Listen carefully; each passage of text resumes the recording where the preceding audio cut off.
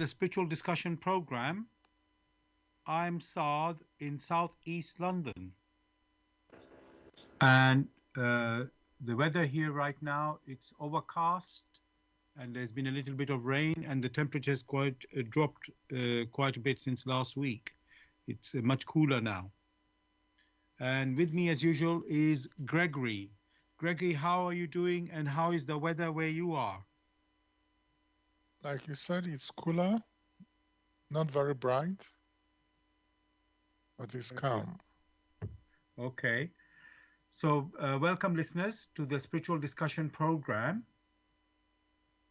The aim of the show is to introduce you to the spiritual knowledge in the light of truth, the Grail Message by Uprushing.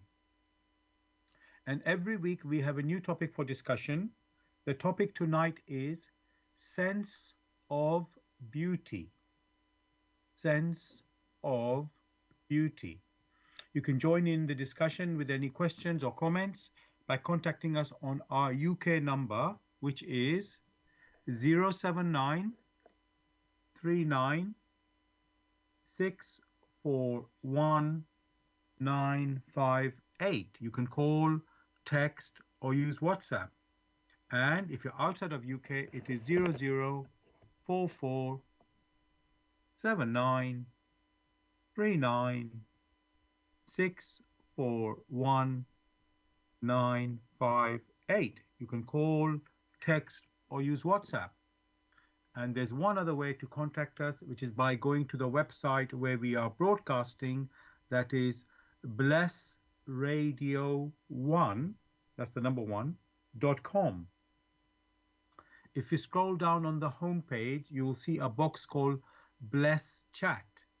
There you can type in any questions or comments. I'm going to begin with, what is the Grail Message? The Grail Message, in the light of truth, by Uprushing, is a spiritual knowledge of life. It offers an explanation of the world, a picture of creation on the basis of natural laws. Its lectures contain valuable basic elements as a help in life. For through the knowledge mediated, the reader is again brought closer to life and led back to God. The Grail Message deals with important fundamental questions of life by explaining in a clear and logical way the automatic working of the laws of nature, the whole weaving of creation, allowing every process to be recognized, and thereby the purpose of our whole life. It is directed at the individual and speaks to the innate experiences of the human being, their strengths and weaknesses. Thus, every reader has the opportunity to discover through the intuitive perception if what is stated is the truth. Combining with matter-of-fact reasoning, a complete world picture arises, where there is no separation between the visible world and the great world beyond the five senses, nor any separation between scientific and religious striving for knowledge. I'd like to give you a couple of quotes from the author of the Grail Message, Uprushing. The hearer and reader of my lectures should always work within himself, keenly probing and building bridges from one lecture to the other, as well as out into the great and small world happenings. Only then will he be able to understand the Grail Message and find that it gradually shapes itself into one complete whole without leaving any gaps. Again and again in all the happenings, the reader will come back to the basic features. He can explain everything without having to change even one single sentence. The word of the Grail Message lives so that it permits only those people who really carry the honest desire in their souls to find abundantly. All else is automatically rejected by it. For the arrogant and those who seek superficially, the message will remain the book with seven seals. And I'd like to give you one more quote from the author. I wish to fill the gaps which have so far always remained unanswered in the souls of men, and which never leave any serious thinker in peace, if he earnestly seeks for the truth. So, dear listeners, just to remind you, the topic that we are discussing tonight is sense of beauty. Sense of beauty. You can join in the discussion with any questions or comments by contacting us on our UK number, which is 079 39 641 958. You can call, text, or use WhatsApp. And if you're outside of UK, it is 00447939641958. Again, you can call, text, or use WhatsApp. And there's one other way to contact us, which is by going to the website where we are broadcasting. That is Bless Radio One. That's the number one .com. There, if you scroll down on the home page, you will see a box called Bless Chat. You can type in any questions or comments there. Gregory, as you know, I like to look at the meaning of the words in the topic, which again is, to remind everybody, is sense of beauty. So the first word there is sense. And in the dictionary, I found three meanings. So let's look at the first one. It says, a faculty by which the body perceives an external stimulus. One of the faculties of sight, or one of the faculties of sight, smell, hearing, taste, and touch. And they give an example for that. It says, the bear has a keen sense of smell, which enables it to hunt at dusk. So, Gregory, this meaning of the word sense there, is that good for our discussion? It is helpful, very helpful. Right, okay. So let's continue. Then the second meaning, it says, a feeling that something is the case. She had, an example they give is, or two examples actually, she had the sense of being a political outsider. Uh, Another one they give example, you can improve your general health and sense of well-being. So Gregory, how good is this one for the discussion, our discussion again? As you yourself will already have discovered, these are only pointers. They may not be 100% descriptive, but they are pointers. Okay, good. So we go and continue. There is a third meaning for the word sense, and it says, a sane and realistic attitude to situations and problems. He earned, this example they give in this sentence, he earned respect by the good sense he showed at meetings. What do you say about this one, Gregory? Just like the second case, there's no difference. Right. So let me give you an opportunity, Gregory. Is there anything you want to add, or yes, add or say something? This meaning of sense. The idea or the framework is not one adds or subtract from it, but one is able to have or point to a holistic picture, In the first case that you mentioned, you refer to faculty.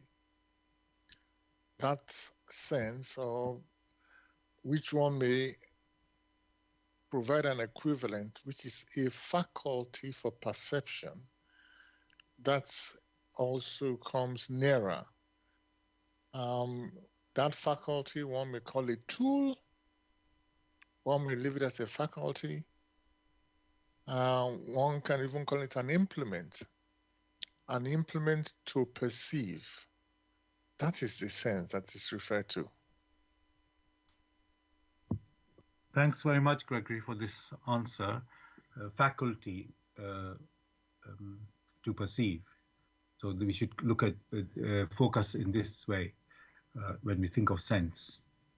Okay, let's continue, Gregory and listeners. So the next keyword is beauty. Now, in the dictionary, I found the three meanings. I'm just double checking it's three or two.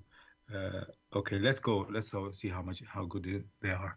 So here we go. So the first meaning of beauty, a combination of qualities such as shape, color, or form that pleases the aesthetic senses, especially the sight. And they've given an example there. I was struck by her beauty. That is one example. And they give another one. An area of outstanding natural beauty. So, Gregory, what do you say about this meaning there about beauty?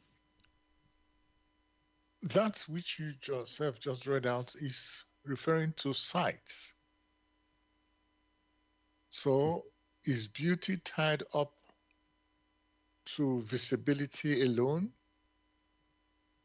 We ourselves do not see music, but we hear music. And sometimes, or most times, you say this music is beautiful.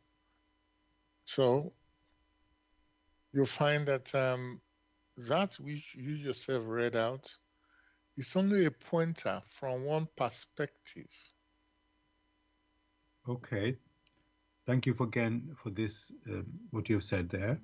I will continue. I've got another, I think it is two meanings. I'm just checking it. Yes. Okay. It says this is the meaning of the word beauty. Another meaning is the quality of being physically attractive. Anything to say on this one, Gregory? Again, it is being considered from one perspective of visibility and referring to maybe human perceptions. There is more to it. Right. So hopefully the third one will give a better description. Here again, the meaning of beauty. It says something that is beautiful and or excellent. What do you say to this one, Gregory?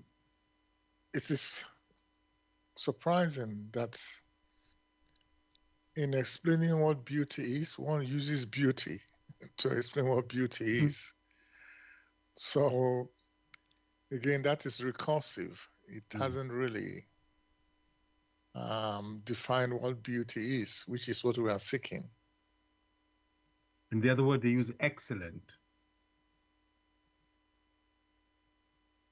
It's the same, it belongs to the same category. Right. Whatever is excellent now depends on the person, but that's not what we are after. Okay. So, Greg, can I say, would you like to add? I know we said it earlier, add or subtract.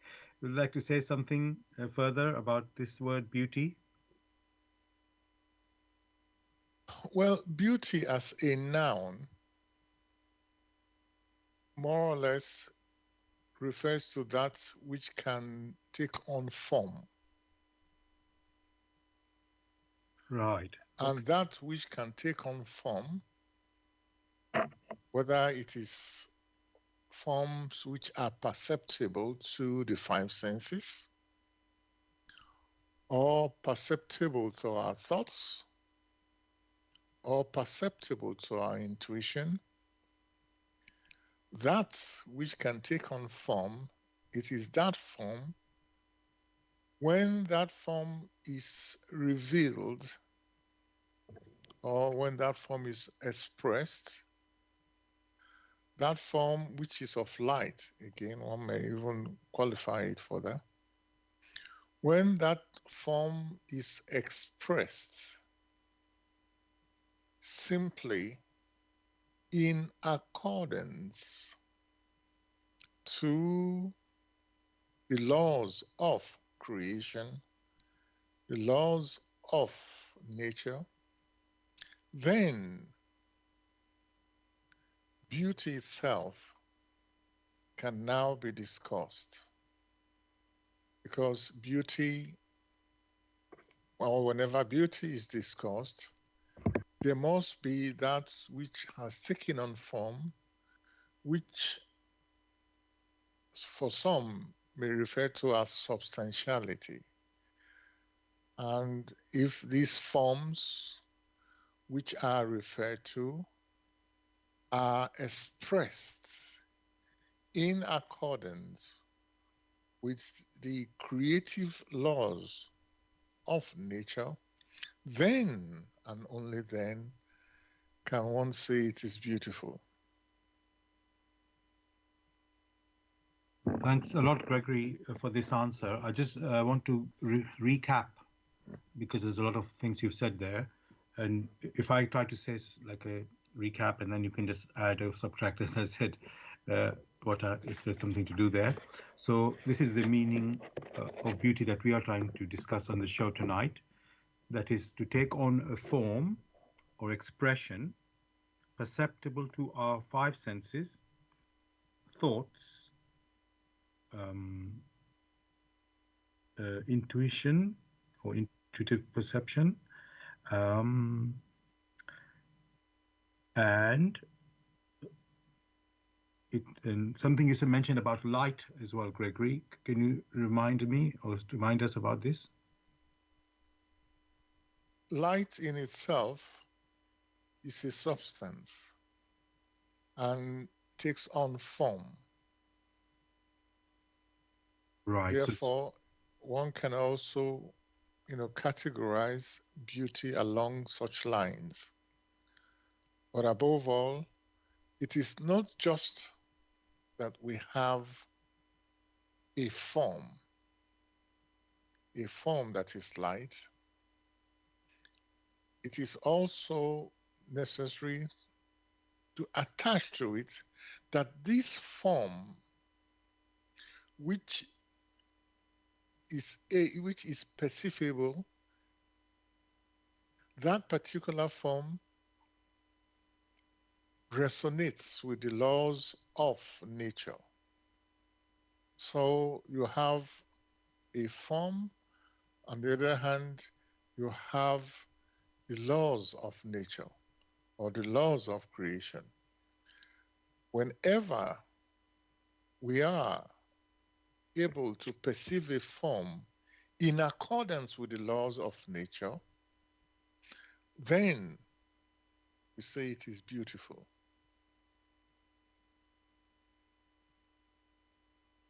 Thanks, Gregory, for that definition and picture that you have painted there. So many people may not be perceiving beauty in that context, as we say, the context is so important in the discussions. So that context needs to be established, and that's what you have done just now, Gregory. And when the people are looking at beauty, they may not have been perceiving it in this way. So this is what we're going to explore today. The sense of beauty, that's the topic tonight. So just now we've gone into that, let's say, concept to picture that concept. So thank you for that. Now, one thing, Gregory, you've already established, I can say, this beauty is not only, let's say, to be perceived physically. It needs to cover the thoughts, light, so you could say other forms which non-physical forms that is also um, included in to have that perception of beauty. Um, and it must be in accordance with the laws of nature or and creation. So that's really the context. Um, Now, let me. So we said physical. That's just one form, but then you can see there's the other non-physical. Um, Now, okay, let's explore that first, Gregory. So the physical one, I guess, is to be assessed, or yeah, to be observed. You can say with the five senses. Would I be right there, Gregory? Yes, because those you said to be assessed using the five senses. Yes. Of course, that is how the sense of beauty is, because it is the tool, it is the faculty of the five senses. Many a beautiful thing can be sensed visually.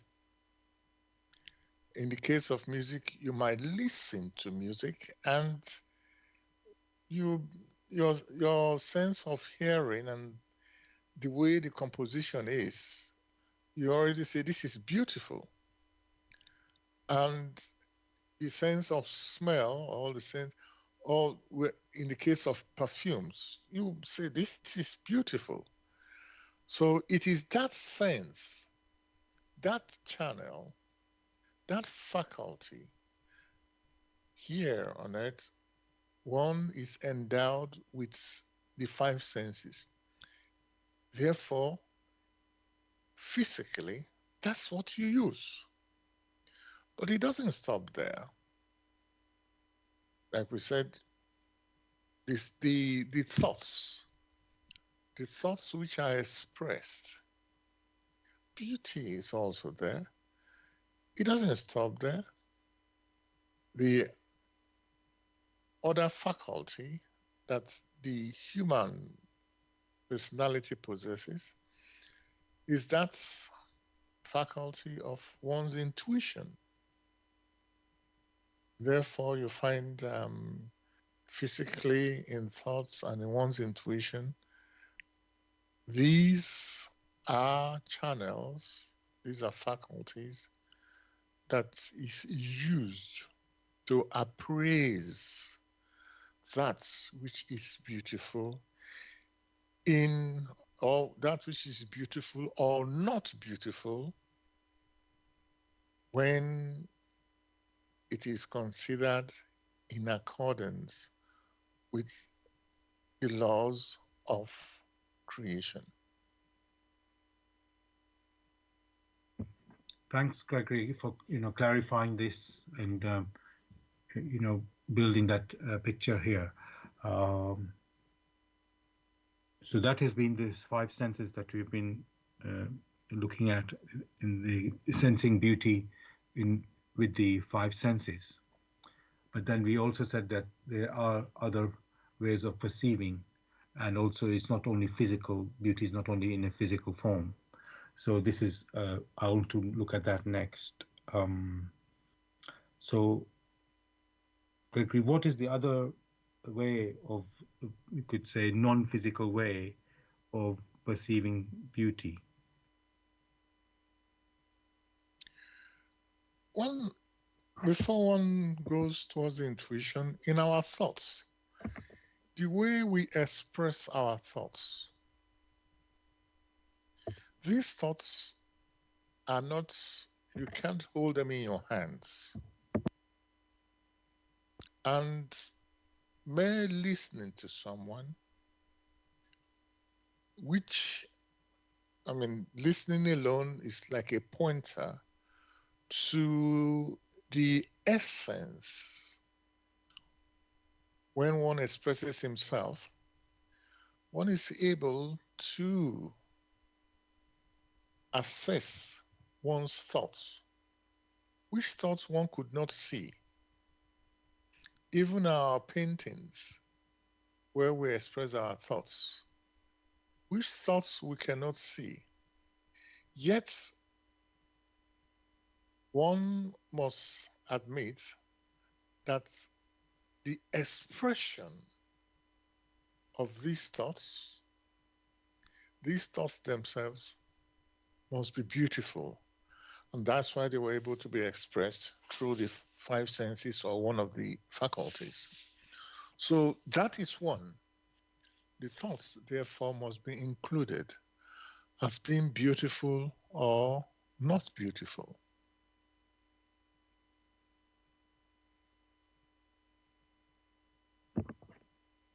Thanks again, Gregory, for this, you know, let's say ways which we may not have considered of looking at beauty, which is thoughts and, you know, these non-physical ways, let's call it. Uh, Now, I know there's a lot more to go into to get this, to build up the proper picture. So we will just keep going, and you know, and slowly we will get to this picture.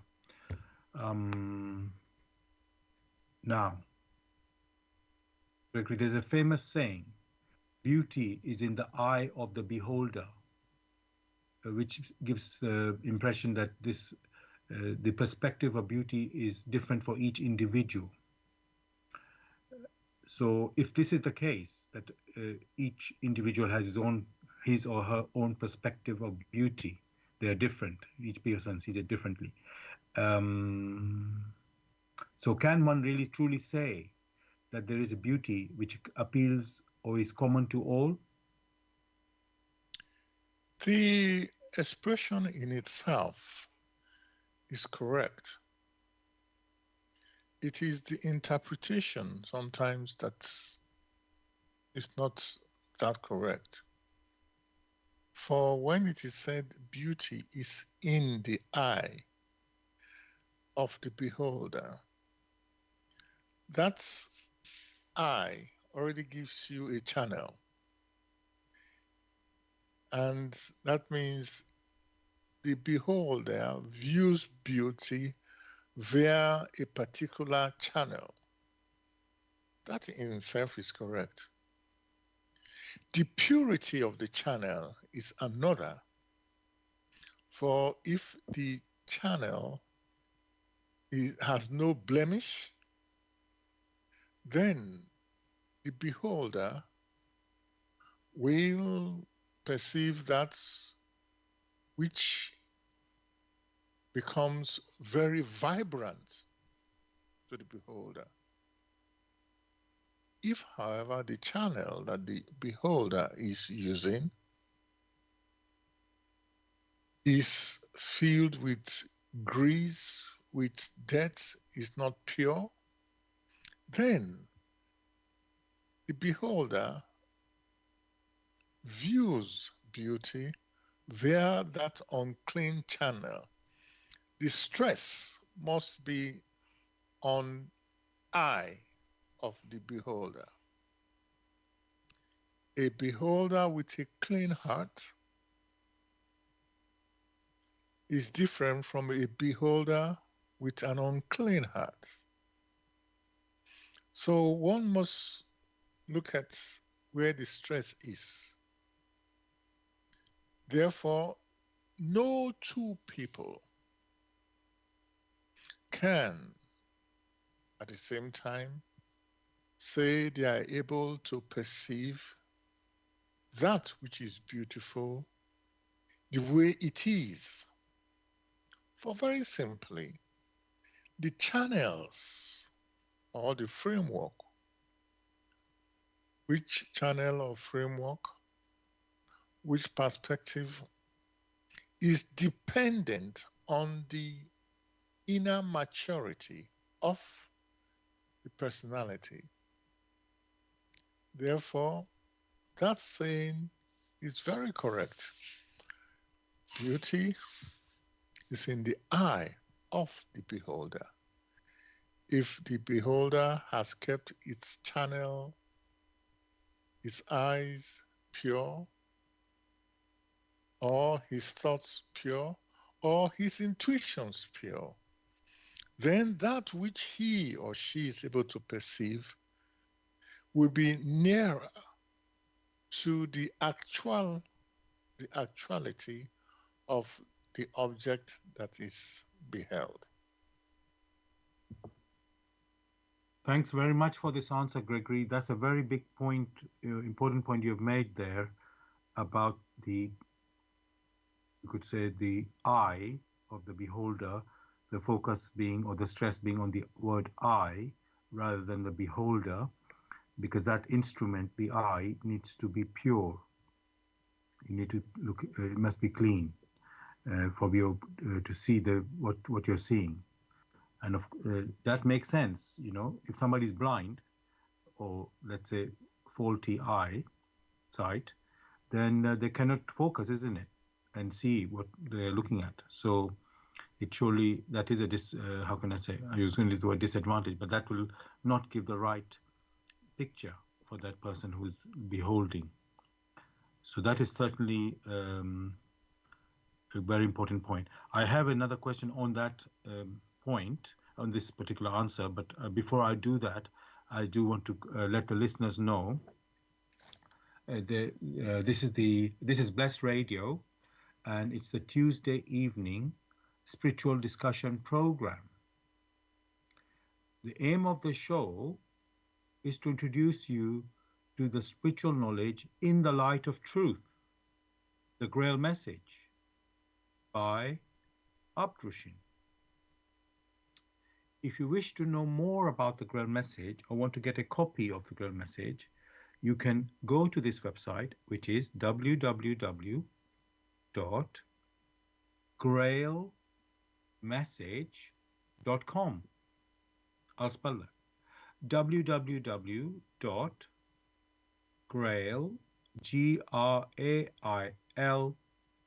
message, MESSAGE.com. And the topic that we're discussing on the show tonight, the spiritual discussion program, the topic we're discussing tonight is sense of beauty. Sense of beauty. If you have any questions or comments, you can join the show with those questions or comments by contacting us on our UK number, which is 079 39 641 958. You can call, text, or use WhatsApp.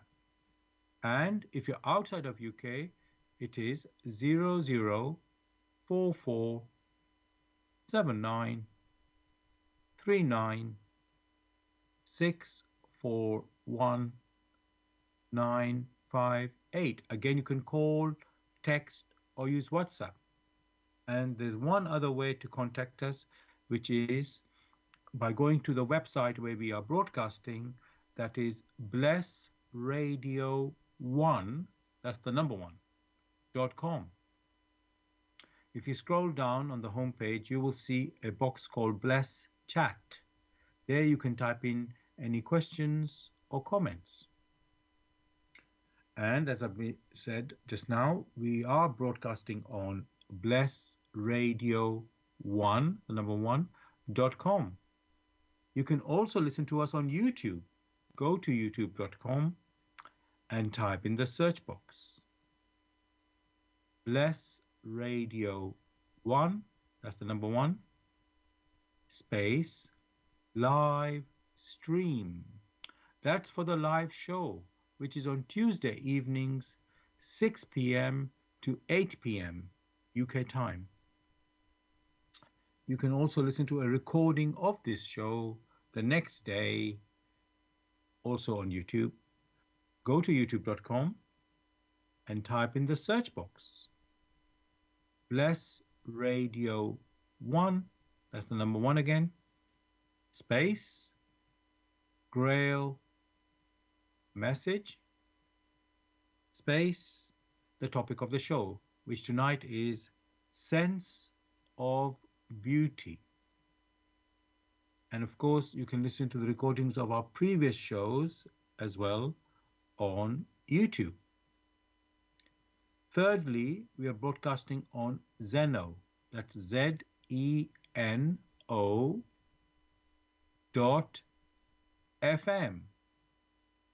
/ Bless Radio 1. That's the number one.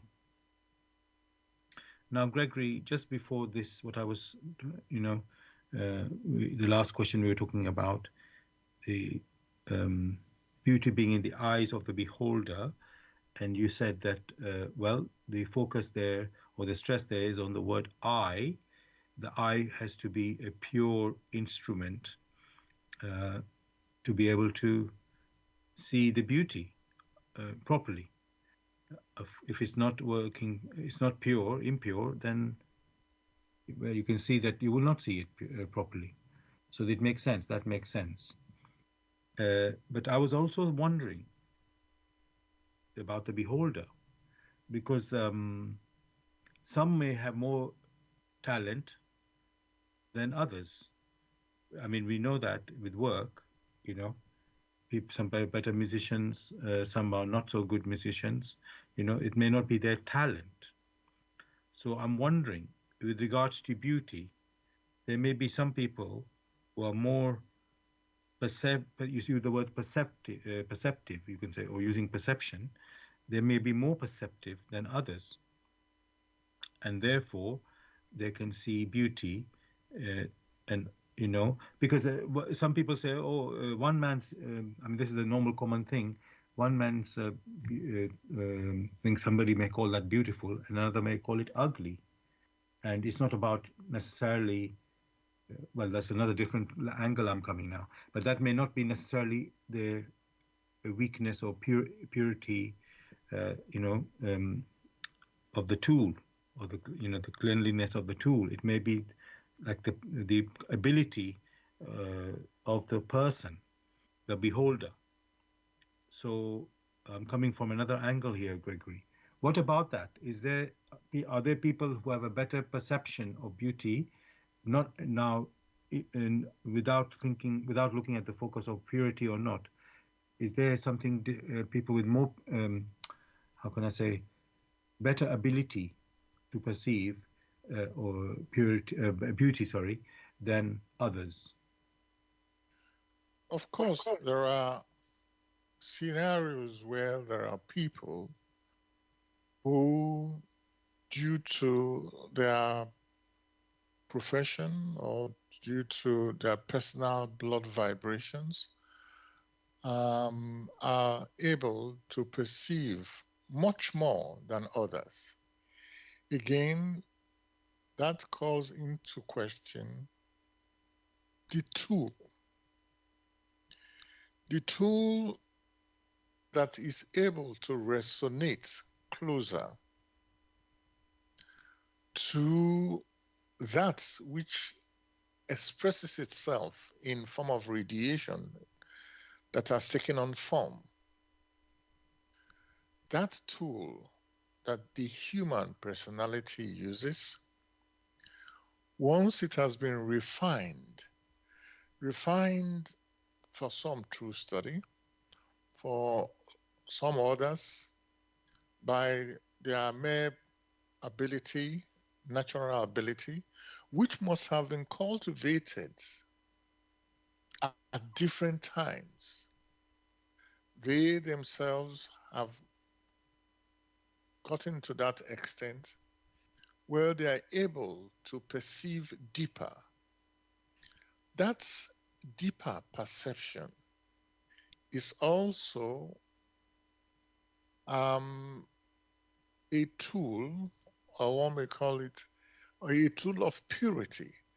That means there's continuous refinement.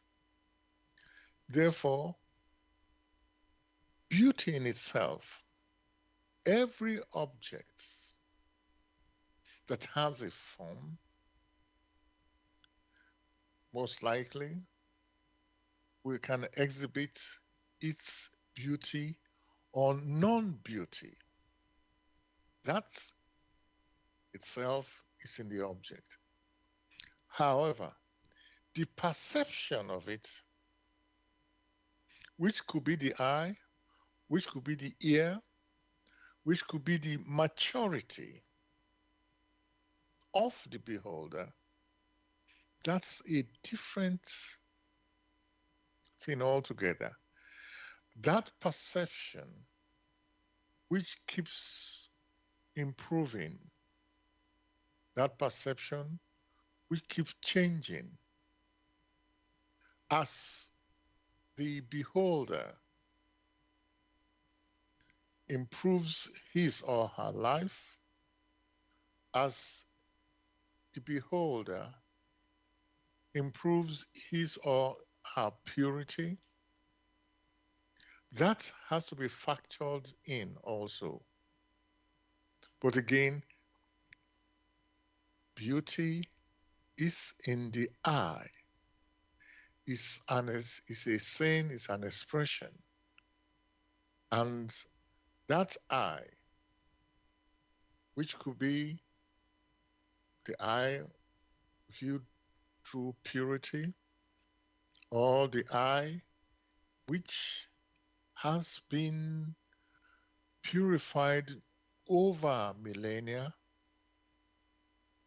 one can also consider that here on earth, what many consider as beautiful is what they are able to perceive with their physical eyes. One can also consider those who have left the flesh, who are no more encumbered with the physical body. Of course, that being the case, they are able to perceive things in a more vibrant way. That means that which would have diminished their perception has been taken off, depending on where they stand. So that's what purity still remains.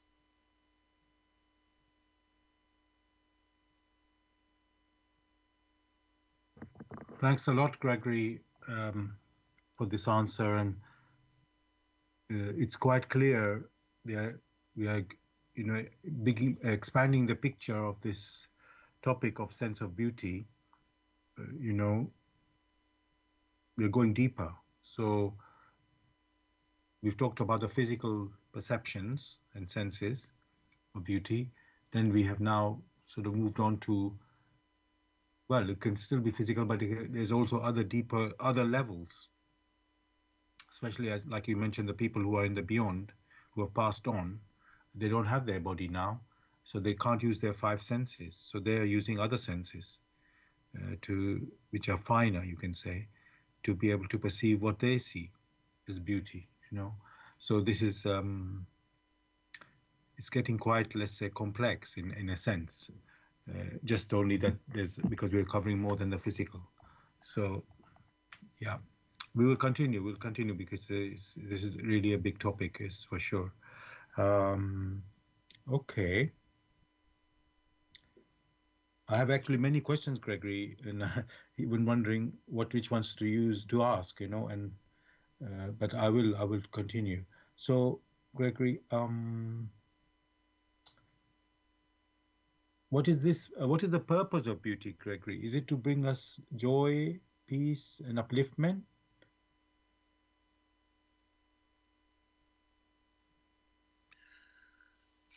That is a fundamental question. Fundamental in the sense that as we mature, as we mature in spirit, that as we become conscious, not only conscious, but also self-conscious, in the process of self-consciousness, some abilities awaken. These abilities awaken intuitively, such that the individual is able to perceive much more, is able to perceive his or her environment in a more vibrant way. But one should not forget that the individual had or has a starting point, and that starting point is paradise, from where it has set out as an unconscious spirit gem. In the process of becoming conscious and also becoming self conscious, it is able to perceive of the radiative vibrations, which radiations are light, the forms back home in its origin. These forms, which may come in form of vision or sound, music, is able to sense it. And in its sensing, it's as if it wishes to draw nearer to that which is beautiful. The spirit has the inner sensing to proceed nearer to that which is at its origin. It's as if there are radiations which have been mediated through others. In the process of mediation, these intermediate bodies or points are themselves beautiful in proportion, beautiful in their rendering. They exude the most beautiful, will I say, smell or like perfumery. This is always there. And that which is beautiful to the five senses, whether that is the gross material or in thoughts or in intuition, is attractive. That explains why that which is beautiful catches our attention in music, in sight, in touch. Mention it. For it's more like an attraction of homogeneity. Since deep within us, in our intuition, we are awakening to that which we are able to perceive. Being able to perceive of this becomes more like an attraction of homogeneity as we are going back nearer to our home, where peace and tranquility and beauty and all that is virtuous is.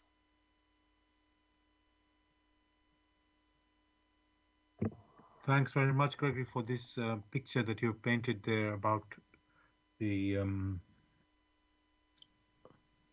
I've forgotten the exact question I asked now, but the basically the picture, of this beauty. What is the purpose of beauty? Sorry, that's what I remember now. What is the purpose of beauty? And you were pointing out that there seems to be like a natural, built-in. I'm going to use the word attraction to beauty within us human beings. Maybe everything in creation is naturally this way, but for us human beings, there is an attraction to beauty. and that sort of draws us to go a particular direction. You know, um, of course, the physical attraction we are very always perceiving that easily, but there is this. Let's put it another way, Gregory. People do, like you said, music. That is not necessarily something with sight, but there is a that you know the music sound is a sound, so that is physical in that way. Um, and then this something there is also meant to draw us, let's say, towards our goal of becoming from a unconscious spirit seed or germ or being, let's say, uh, to a conscious one, self-conscious even. So this journey from unconscious to self-conscious, beauty is involved in this to lead us, and that is, you could say, in heaven. We're yes, we are on the earth now, but this drawing of beauty, it's supposed to draw us into heaven, in the non-physical world there. So that's why we need not only the five senses, we need also this intuitive perception that we have mentioned in the past, and as a way of seeing things, the non-physical things. Um, Now, I'm just thinking.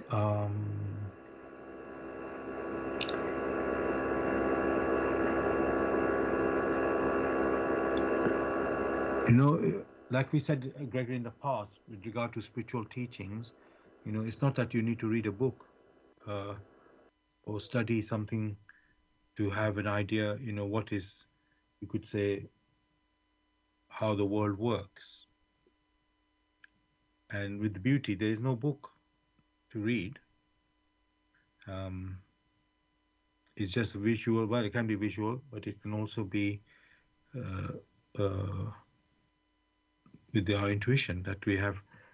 So I'm just trying to see, Gregory, how to um,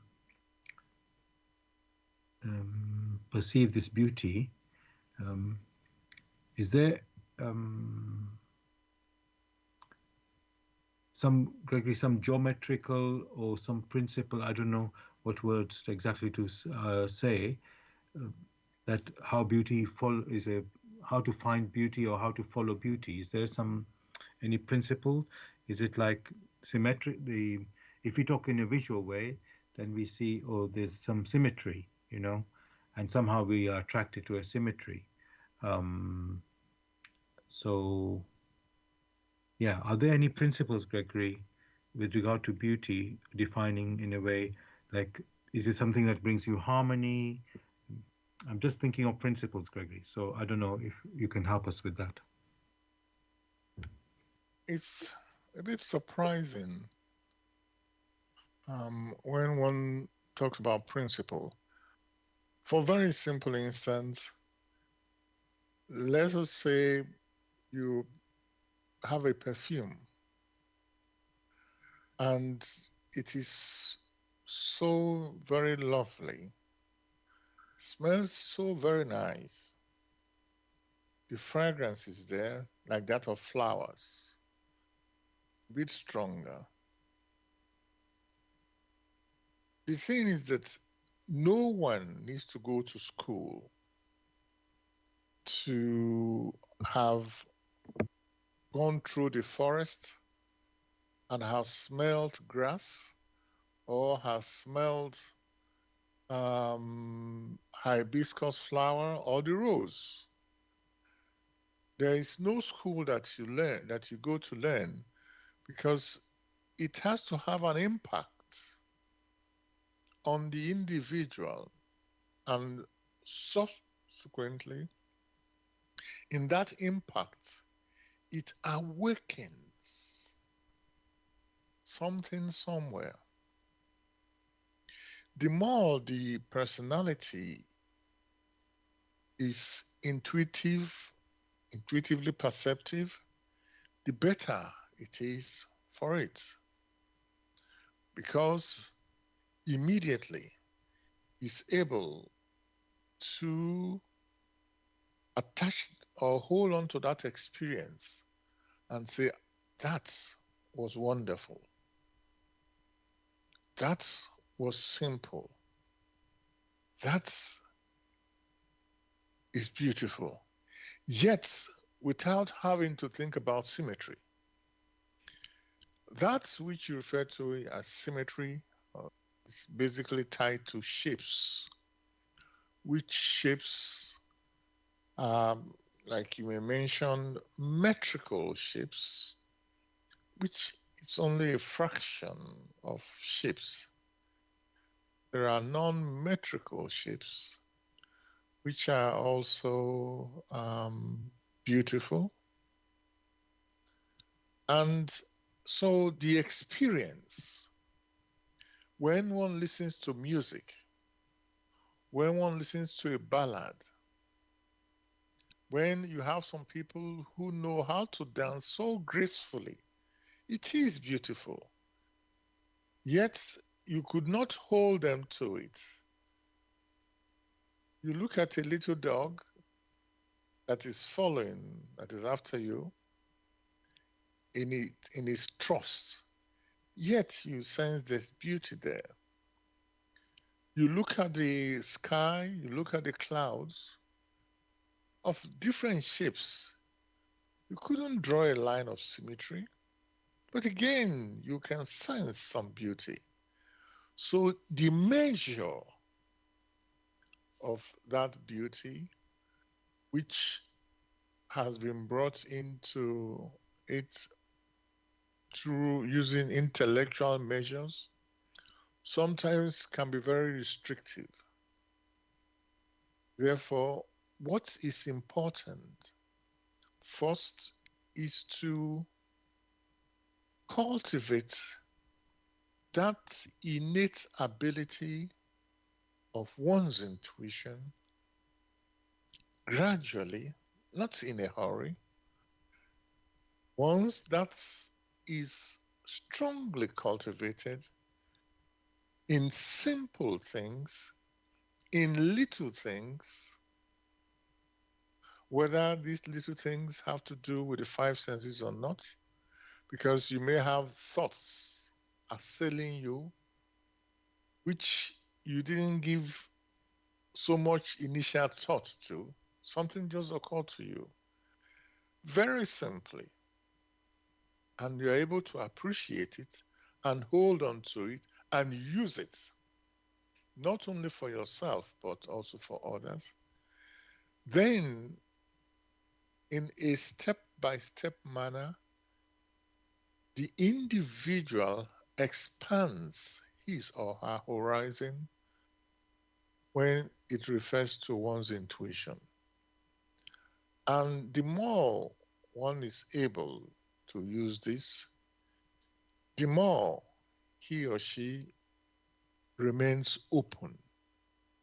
So, openness is one of the key factors to be able, when openness is mentioned, to be able to be accessible to these fine vibrations, sometimes which are not perceptible to the physical eye or to the ear, but still has an impact for the human personality. Subsequently, is able to weigh and examine of these little things in humility. Weigh and examine diligently. Subsequently, you will find all these little virtues which have been mentioned will awaken within the individual, such that in humility he or she is able to build up gradually his or her perception of what wisdom is, because subsequently the individual will admit that that which has been perceived must have been there, but because he or she was not open to it, it could not perceive it. So openness is a perspective, openness to the vibrations, which vibrations have an impact. And with this impact, one is now able to perceive more than it had before.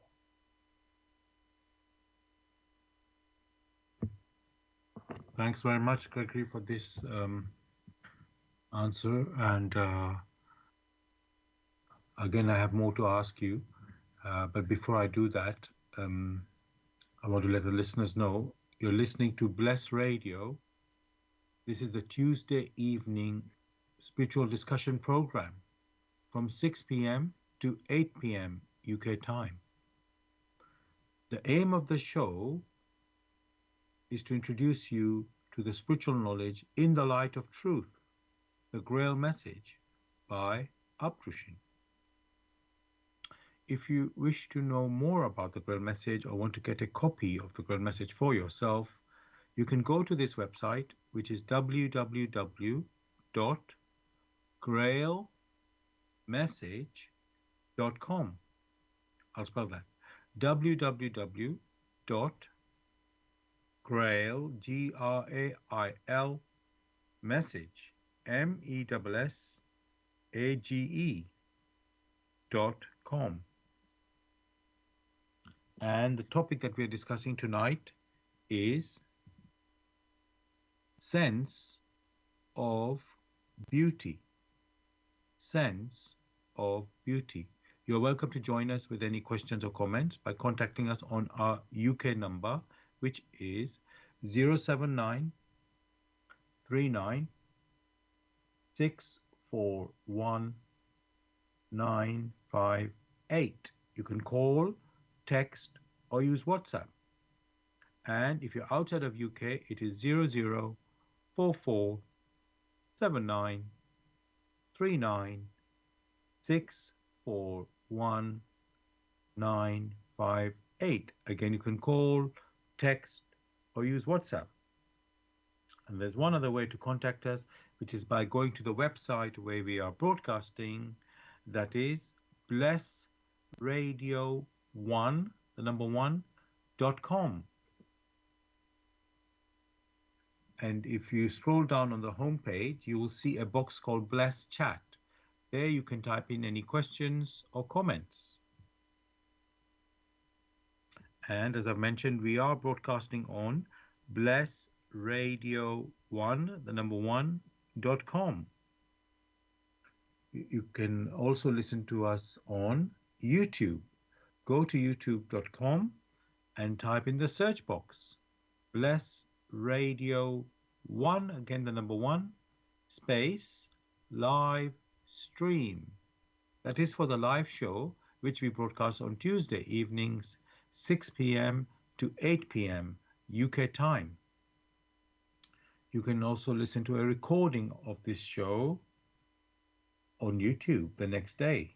Go to youtube.com and type in the search box Bless Radio 1, the number 1 again, space, Grail Message, space, the topic of the show, which tonight is sense of beauty.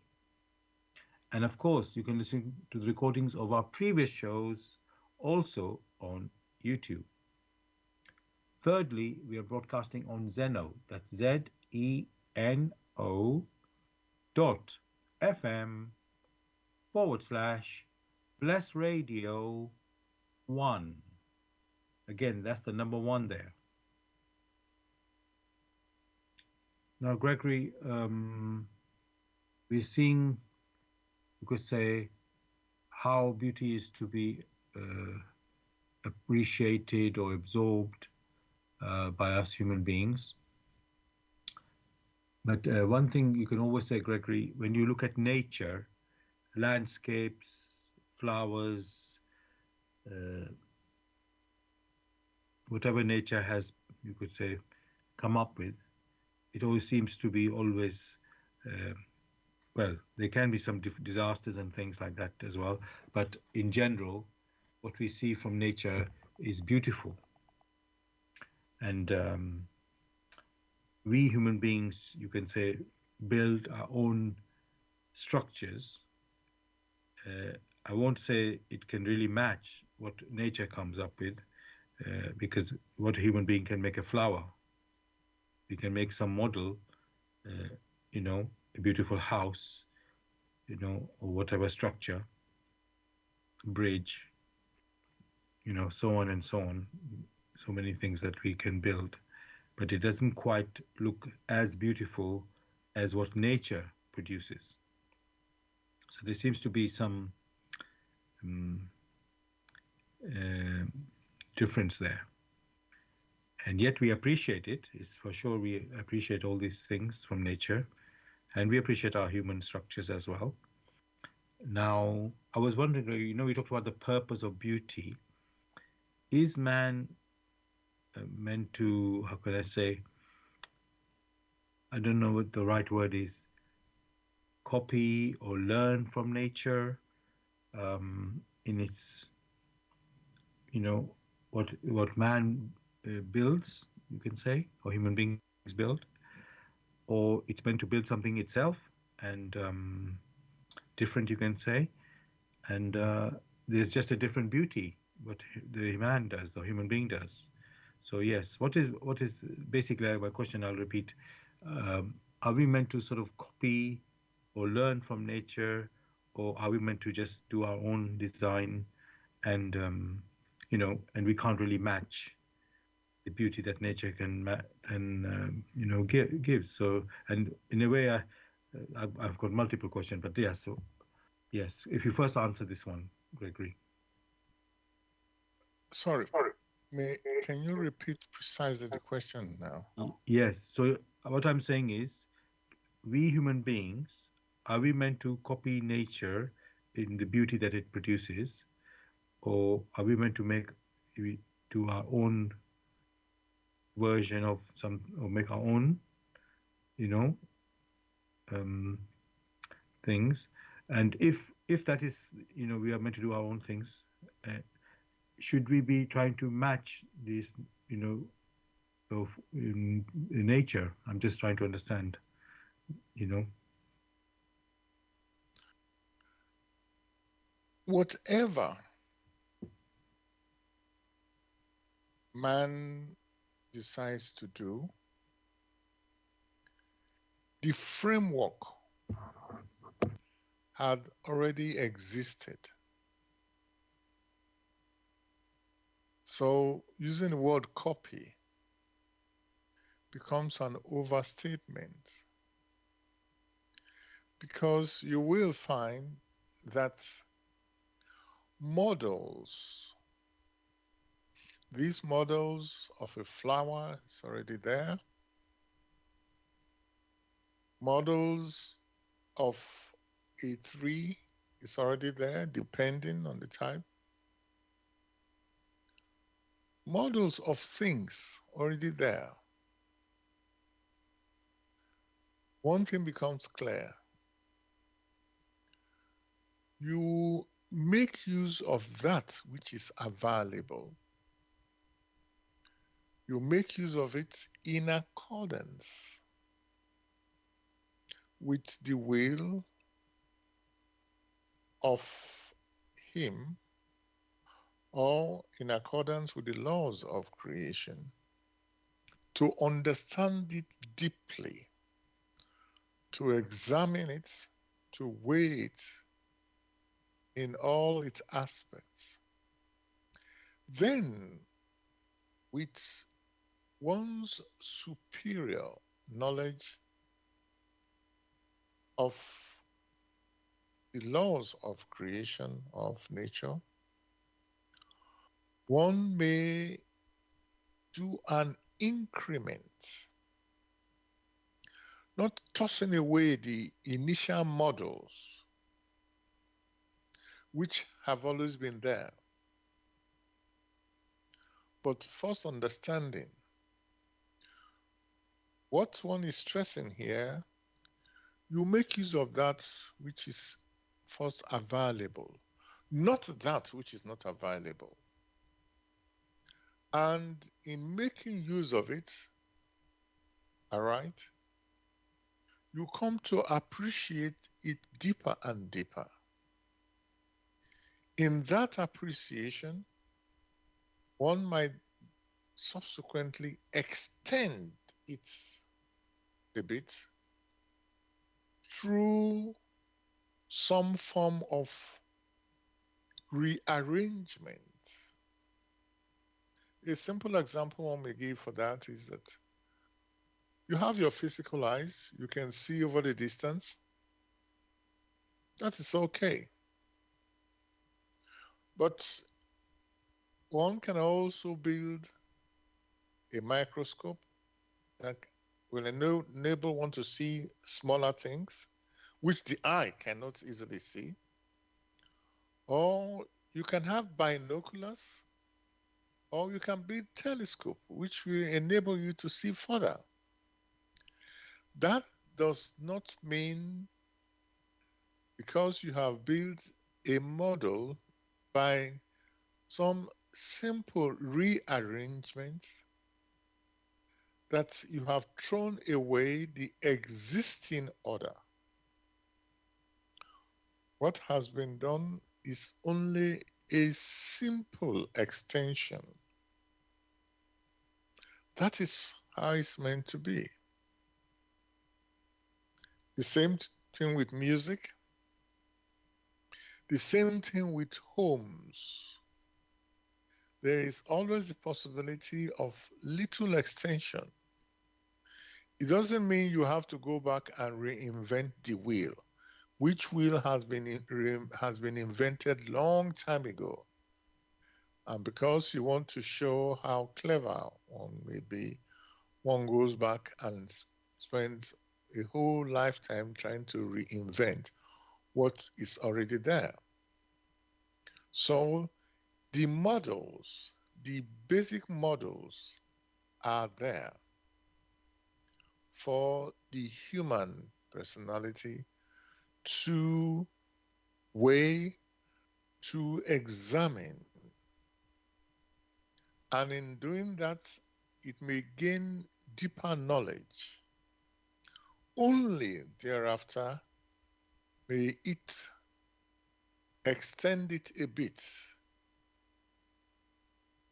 recursively, is able to extend it and see the impact it has on the environment in such a gradual way, is able to move further and further and expand its knowledge.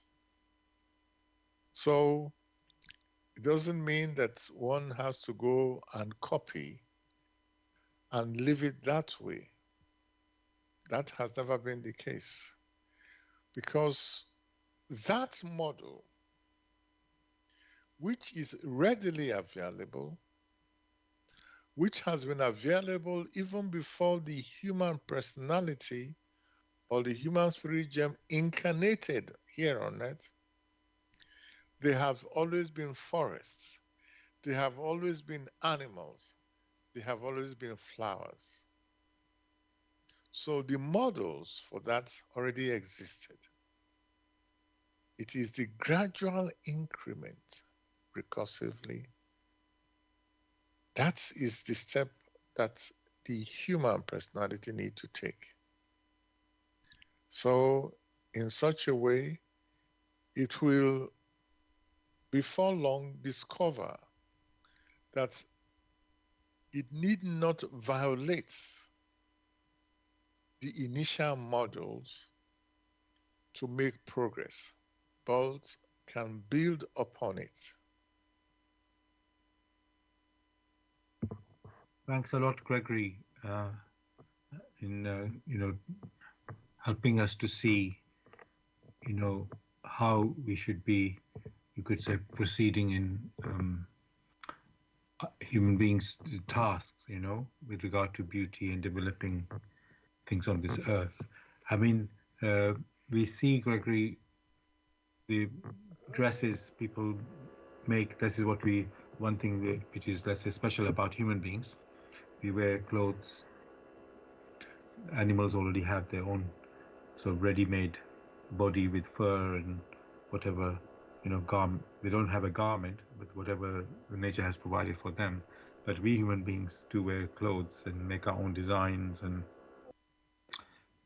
you see that even each country has its own sort of national dress, I can say, although it's not so commonly worn nowadays. But there was some, there's still that there. Um, so you can say there's, and it's part of culture. Each peoples have their own sort of um, distinct design, if I can say that way. And of course, it's to where they live according to what they wear, what is suited to their um, type of temperate environment, their environment basically. Um, and then there are homes that people build, or buildings which are different styles as well. Each nation or peoples. So this is a beauty there, a creativity there. Um, which human beings activity, you can call it. Um, Now, trying to think, uh, in this modern world, Gregory, where everybody can, well, not everybody, but people do travel around.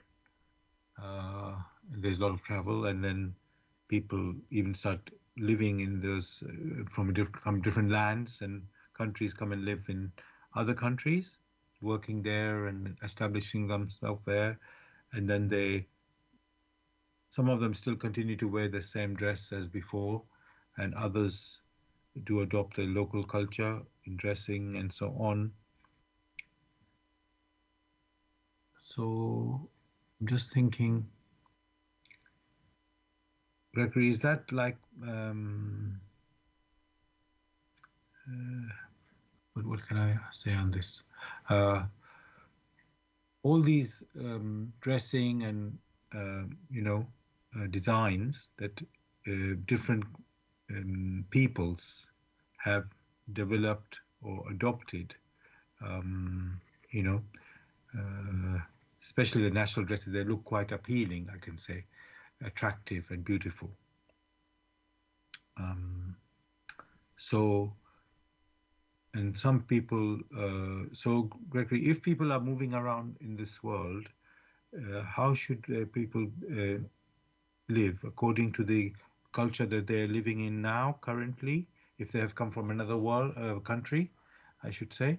Uh, or should they still keep up with their original dressing and you know um, where the original country they came from? As one may easily discover,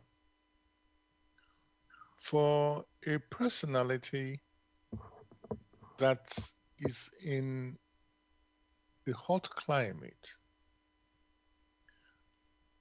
the dressing there is that of loose fitting clothes such that air circulation is freer and is soothing. You would not expect someone who lives in the tropics to go to Iceland or the Icelandic countries and wear the same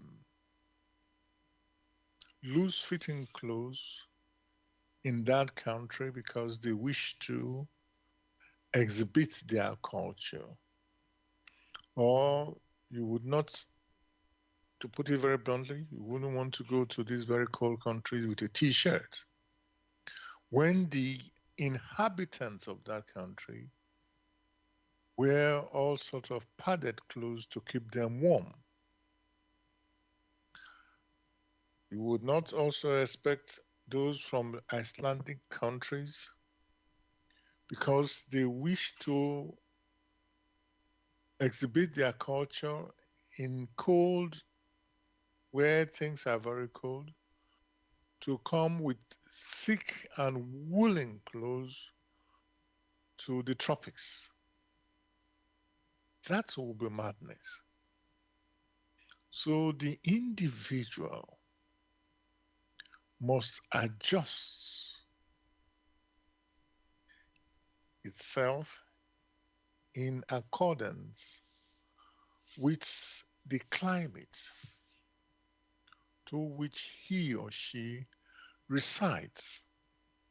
That in itself is common sense. Therefore, one cannot say, oh, I'm so proud of my culture.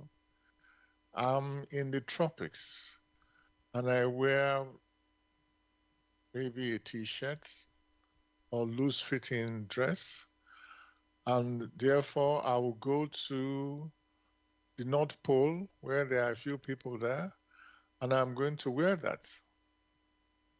Neither do we expect people from the North Pole or close to the North Pole to come to the tropics and do likewise. Each peoples have come together because they have something in common. That which they have in common could be the climate, the environment. And therefore, it is only right for them to fashion that which they need to use in their experience in that environment, to fashion it accordingly. Also, even the foods which they eat has to be done accordingly, because nature has provided those nutrients, those things that the personality needs for it to experience in that particular environment. Not for nothing also are the features of the human personality different, because there are some who live in very high altitudes, some in low altitude. The feature of the human personality, the color of the human personality, that means by color, the physical body, the expression, the way they care to do things, have been rightly conditioned by the volition of the human personality, depending on where it needs to experience. More of this, the human being may examine thoroughly, must weigh and examine thoroughly the walk in the light of truth, where it is very well expressed. There, a lot of knowledge is revealed. Thanks very much, Gregory, for that answer. Of course, I fully accept and appreciate that common sense has to be applied in dressing. Um, you know, if you're wearing something which is suited for hot weather from that country, and then you go to a very cold country, and it can never make sense. In common sense will tell you that. Doesn't matter what race or people you come from. That makes sense. There was something, Greg, I was listening on the radio today. There was, especially like in the West, Gregory, we have different races living together. Originally I mean, you could call them all like the same, belonging to this country. If you're talking in the West, let's say UK, and but the original, some of the races, let's say, have come from abroad. They were not here in UK before. Let's say black or Asian people, and they obviously they have their own style. In not only not for if you just put the clothes to the side. There's in this particular show they were talking about Afro hair, which is different from European hair, and let's say in school or even at work, there may be some expectation or rules to say, oh, everybody's supposed to have a particular type of hair cut or hair style, and but when you are of a different race, not from, I don't want to say indigenous or something, but let's say with a different natural style, than the other people in that place, those rules seems to be very ridiculous. So this example they gave of this, for example, Afro hair in UK, somebody coming and their Afro hair is not a, let's say, a straight hair like a European style is, and for them to make it straight is like they can do that, but it's not like the natural way for them. So, and then there can be clashes that people don't accept or they think it's untidy because they think it's not. Some people may say this is all untidy. This is not how you're supposed to, dress. So this again, Gregory is talking. I'm talking in a way the sense of beauty from not if we just put the rules to the side for a moment, because the rules might be the rules themselves might be, let's say, nonsensical rules which have been put for some other time, and they have not taken account that some changes have happened and different type of human beings are living on this in this world now together, and they can't be having, one all the same rule for everybody that you all look the same, So if I put that to the side and I talk about the sense of beauty, you know, um, natural style that people have, which can be different, different races with different styles. Um, so there, Gregory, you will see there's a different way of beauty that one particular group of people might see and another people have. Um, so, and when they are together in the same place, same country, same town or whatever, then you see these differences. So, Gregory, what can we do there to get a sense uh, to appreciate these differences, let's say, because somehow they seem to cause clashes in some cases where people are not able to appreciate, oh, this is the natural way that these people are like this way, you know. So I'm sorry I've spoken so long, but I just wanted to ask you this type of question. Yes, my request to you is, can you re-ask it in a in a brief way so that one can Yes, follow? yes, and then I apologize for that. I just wanted to give a picture first to give the story of them. So let me do that. So what I'm saying, Gregory, or asking, is that there are two, let's say, peoples living in one town, and they have a completely different style.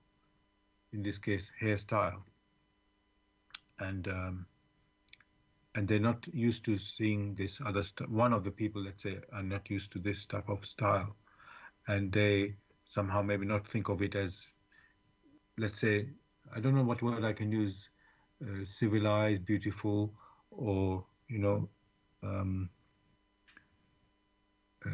because because they don't think that this is it's like wild. Let's say somebody might express that, oh, this is a wild hairstyle. So what I'm trying to, the question really I'm asking, Gregory, when there are differences in these styles of different peoples, in this case hair, how can this sort of two, I don't want to use the word opposing, but different um, views about these things can come together, to a harmonious understanding? How can we have this? In the first case, each person is different. And because each person is different, each personality expresses himself or herself differently, whether in hairstyle, in a manner in which they care to speak, or in all that they do. Again and again, here on earth, the goal is the maturity, the spiritual maturity of the human personality, to be able to understand the challenges that have arisen here on earth in the world of matter. Therefore, since that goal is the same, like as you will find in the so called football teams, the goal, which is to win, and in that particular scenario of football game, you find those aspiring to that same goal becomes one for all and all for one. So, in helping the other person and the other person being also helping, since you are here on this earth, there is no self contained part of the earth where you say, okay, this is mine, don't come in. If there are any disturbances in weather patterns in one part of the earth, one way or the other, it is felt in another part. Just like you have now in the so called climate crisis, climate change is real. So you will find that it is best to understand the challenges of others. In striving to understand the challenges of others, you yourself, there are some who are more matured than yourself, who may not necessarily be in the physical body,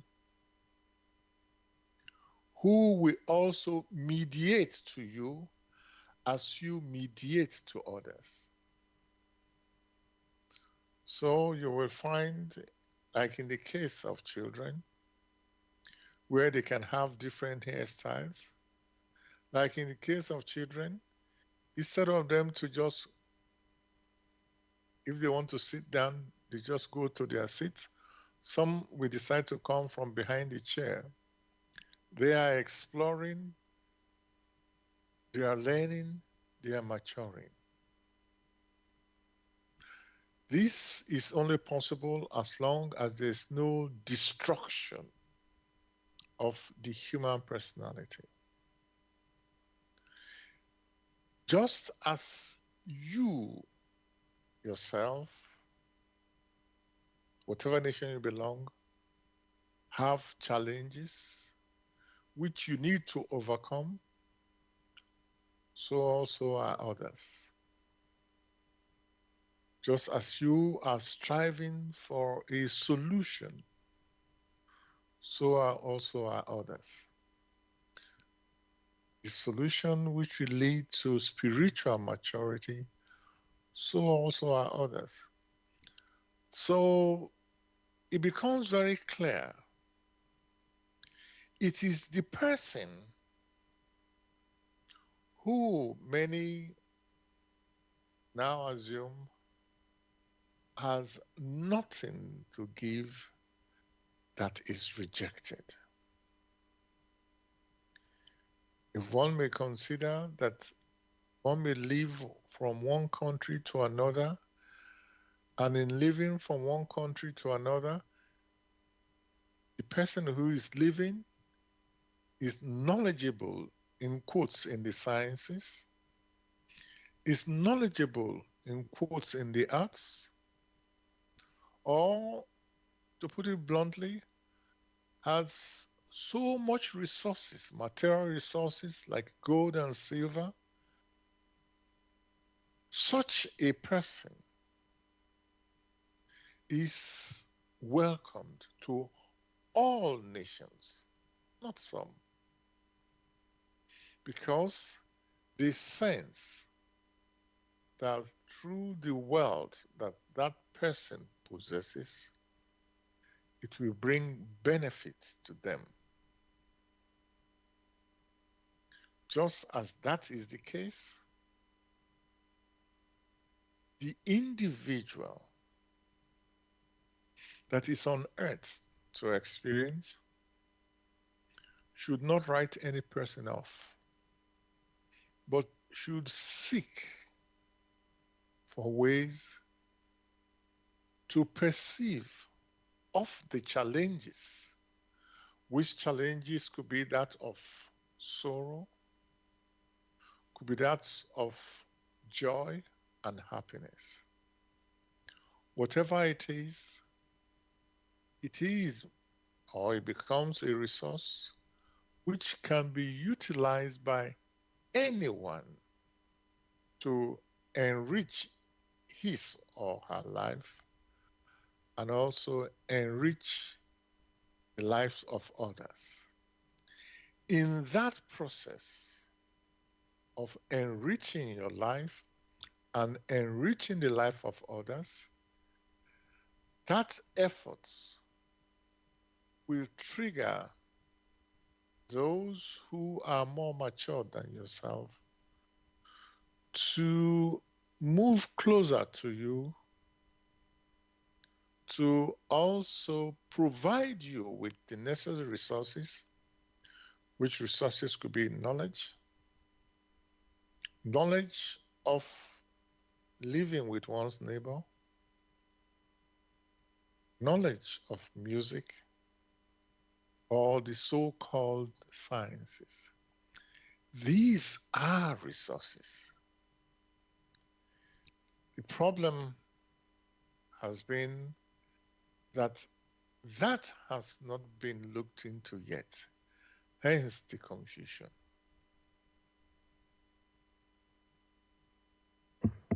Thanks a lot, Gregory, for giving this bigger picture of what is our goal, as human beings.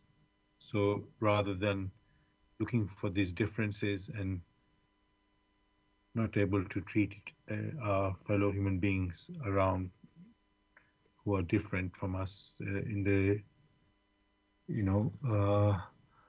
way that they're all the same at the end of the day. What they are seeking something, we are seeking something, and we have a task, and they have a task.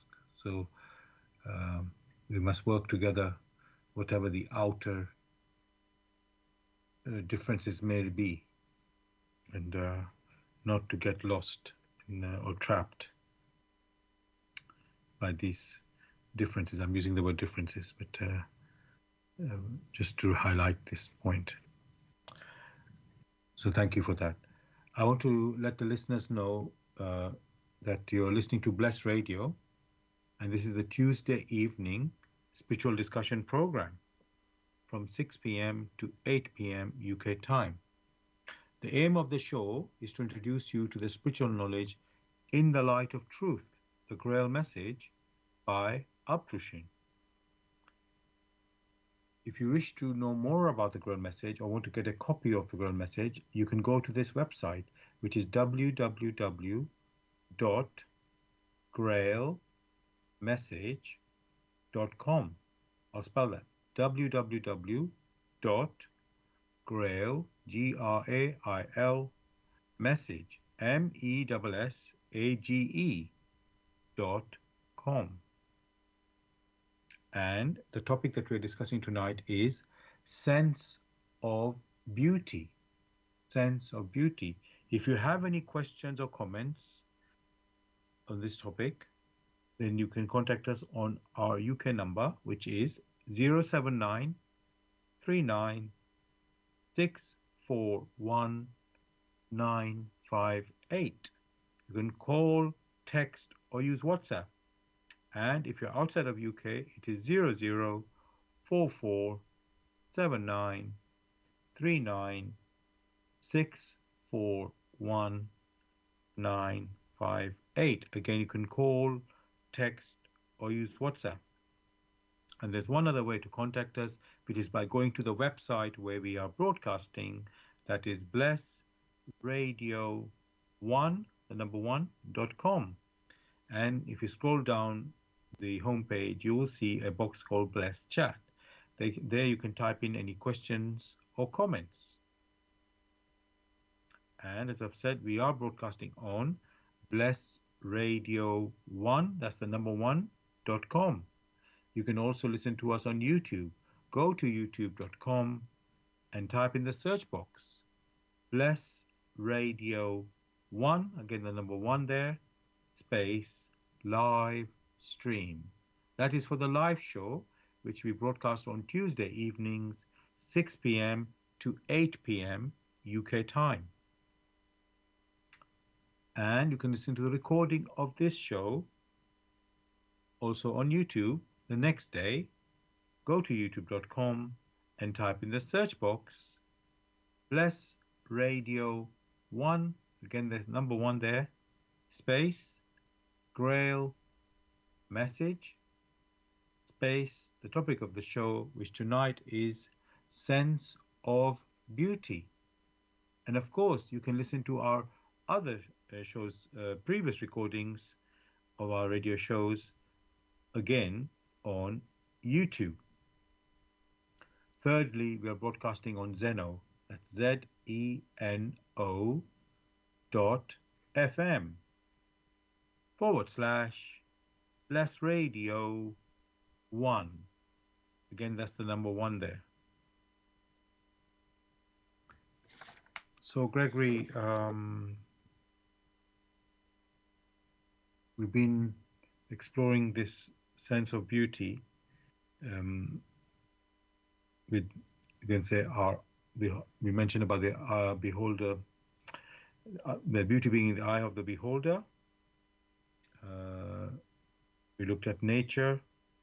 We looked at us human beings, how the different races and so on have different styles, let me say, which are, so you could say, based on the environment that are existing. So we are not all the same. Nobody's in the same anyway. We are all individual, but then we also have races. So we belong to these races, and that's another aspect that we have to realize, that beauty is based on that too.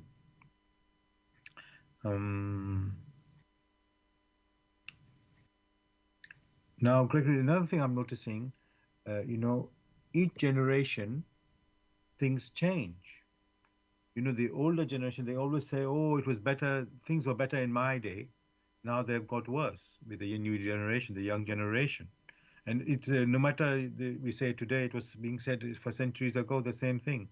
Always things are going downhill according to the older generations. You can call it, again, we can look at style and so on. And I'm wondering,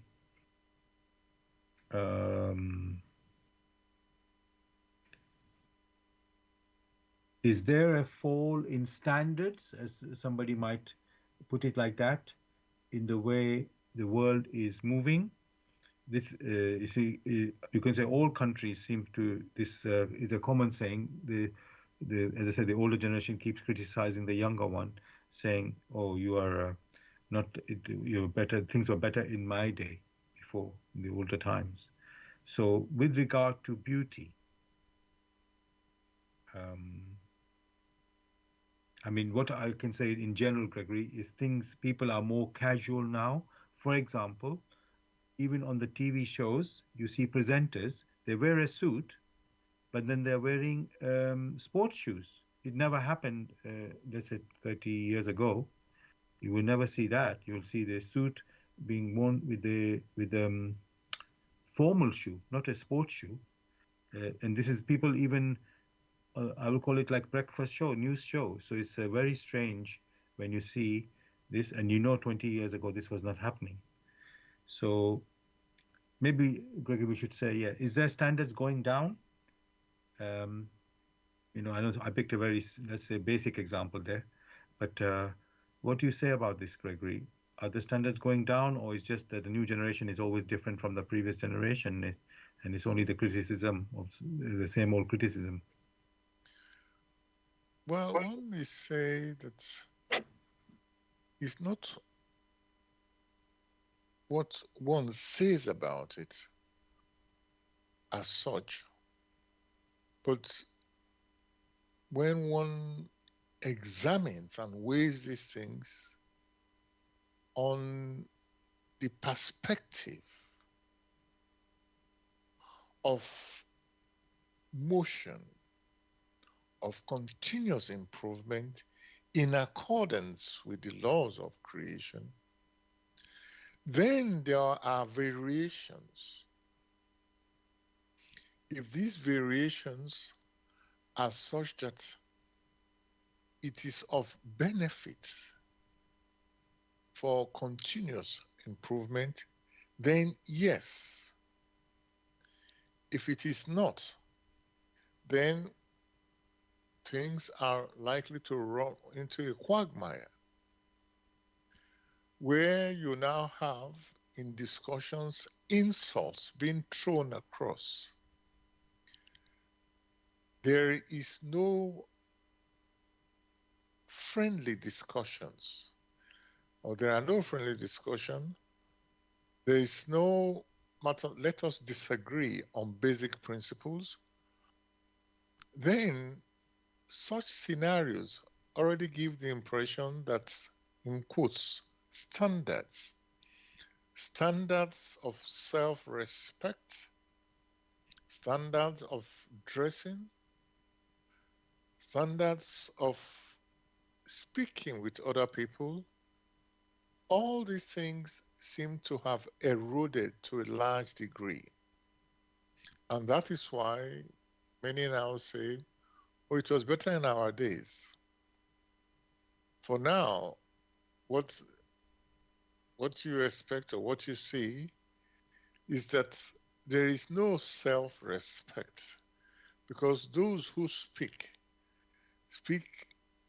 in quotes their mind. Many are prepared to go naked by saying, oh, it is my right to go naked if I so wish, without considering what impact it will have on others. So it is the quotes standards, which standards are measured by self-respect, trying to protect yourself so as not to exhibit yourself in a stupid way. These are the standards which, in quotes, have fallen. And this can easily be verified because in the so-called political arena or in governments, where you have that which is supposed to be meant for the people, for subsistence, and bringing people together, that has been forcibly removed or stolen. That does not augur well in the scenario where it is one for all and all for one. One cannot say it is well when the resources which has been gathered by government, whether it is a local government, a state government, a national government, These resources are appropriated by a few while others are hungry. So, yes, the standards of alertness, the standards of modesty, the standards of humility, of compassion, the standard of vigilance and alertness, all these standards seem to have been reduced.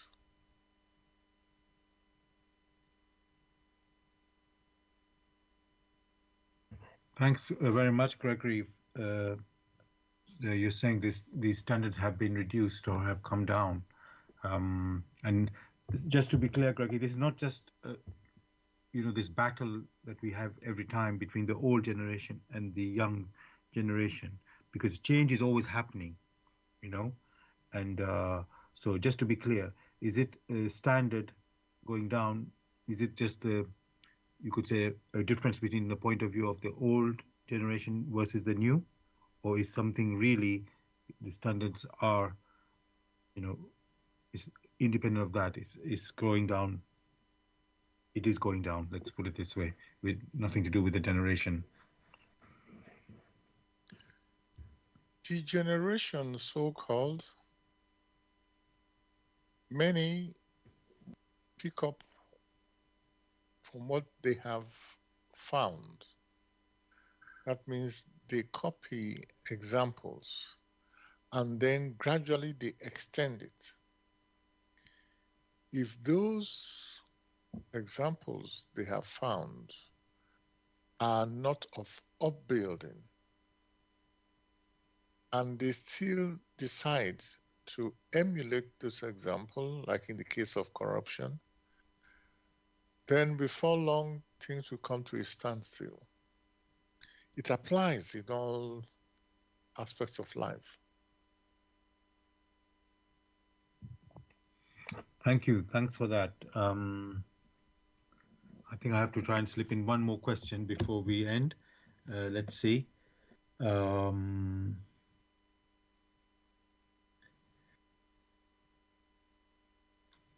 what should Gregory be striving for in terms of sense of beauty?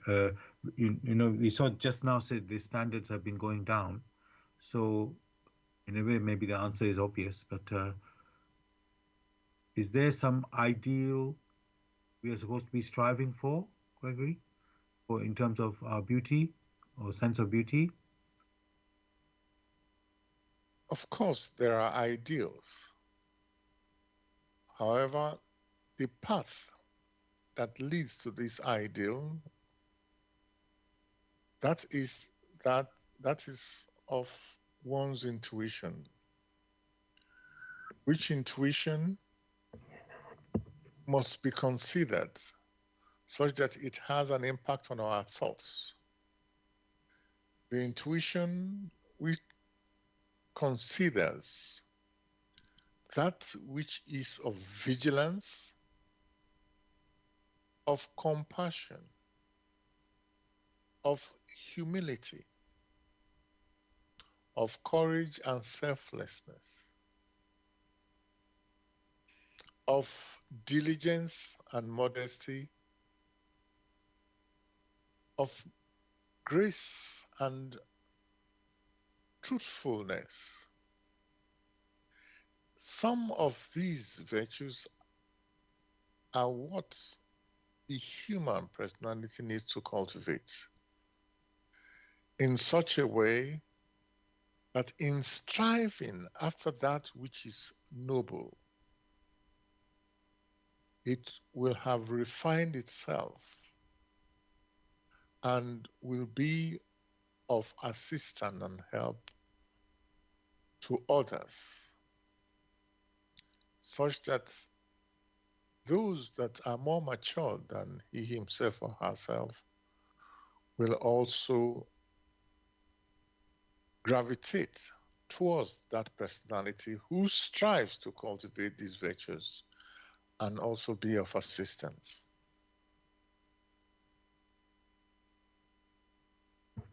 Thanks a lot, Gregory. Dear listeners, we've come to the end of our show tonight on the topic of sense of beauty, and hope you've enjoyed the discussion. And now I'd like to read uh, something from the Grail Message uh, in connection with this topic, sense of beauty. This is actually from a lecture in the Grail Message called Beauty of the Peoples. So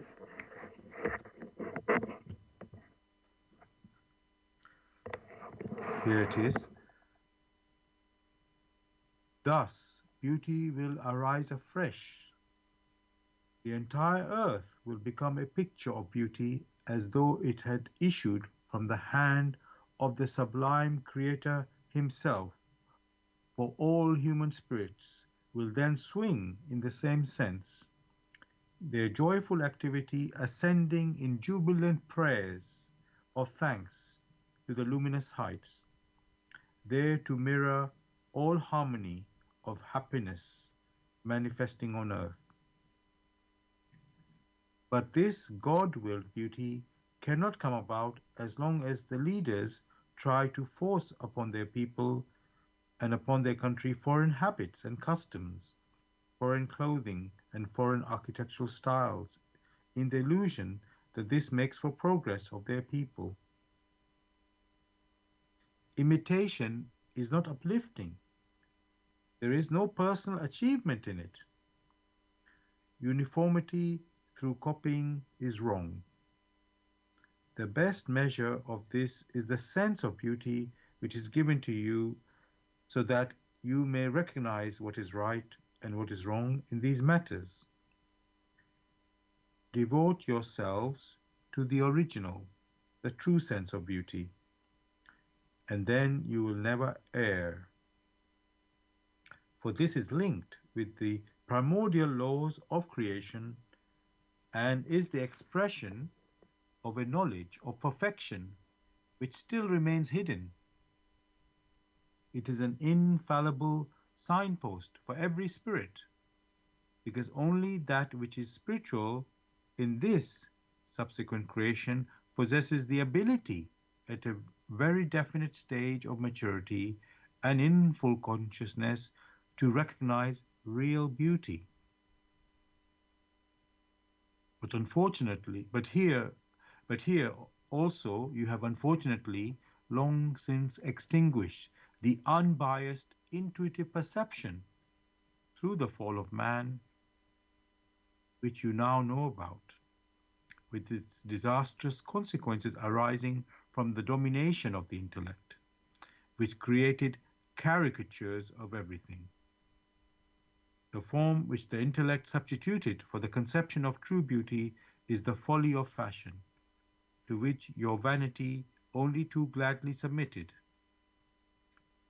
This slavery to fashion has completely buried your sense of beauty for noble, graceful forms, which is given to your spirit as a guide and a staff in this coarse existence upon earth, thus causing you to lose a strong support through your own guilt.